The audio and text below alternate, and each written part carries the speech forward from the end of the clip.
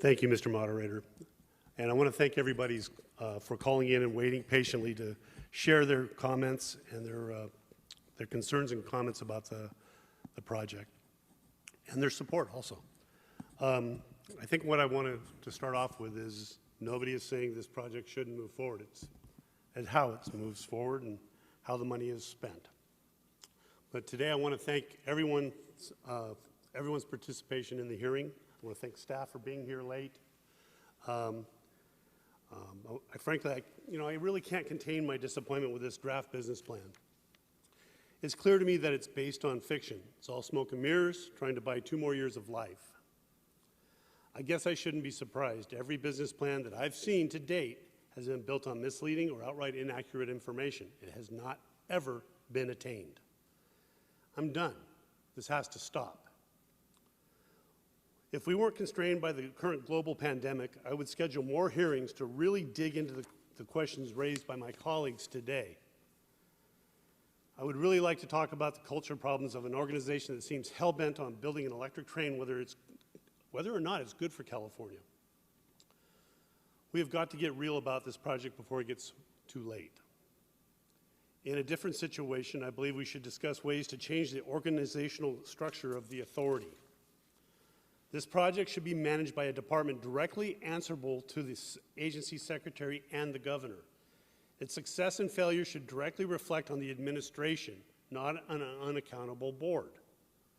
As it stands, the lack of accountability feels too much like the consultants are running the show and no one is looking out on the state's behalf. Unfortunately, my colleagues and I need to wrestle with even bigger challenges today, and I don't know that this topic will get to the attention it deserves right now. It's kind of disappointing. But believe me, when the opportunity arises, I'm going to do all I can to get this project back on track. I only hope that it won't be too late. I really do want to thank my colleagues for joining me today and look forward to continuing work with them on this critical issue. Again, we're not trying to stop this project, we're trying to get it done right. And that is our role as legislators and oversight of this project. Thank you all for coming to this hearing today. But look, this high-speed rail program is one of the largest infrastructure projects in the state history. As someone who has been in construction and general contractor almost my entire life, if I wanted to see a construction project completed as efficiently and effectively as possible, I would put someone with construction experience in charge of such a difficult challenge. Instead, the administration hired a legislative staff person to be the director of this organization. He's a very nice man.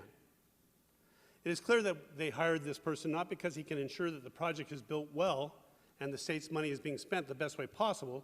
It's because his expertise is to convince the legislature to do what he and the governor want them to do. Just push the project forward. I frankly cannot take seriously any plan that tries to sell me on its potential benefits when the people in charge have no idea how to build the project being proposed. I hope the authority, after much consideration and hearing the LAO, the peer review group, sends the business plan back to the drawing board with a more realistic approach. And I'll be writing a letter to the authority saying that I do not support this business plan. I believe it's misstating facts, and I want to see real numbers. I'm all about people going to work and supportive of that. I've been in the Carpenters Union most of my life. But I do not want to see the people's money misspent. If the money is spent elsewhere on a better value, people still will go to work. With that, I adjourn this hearing. Thank you.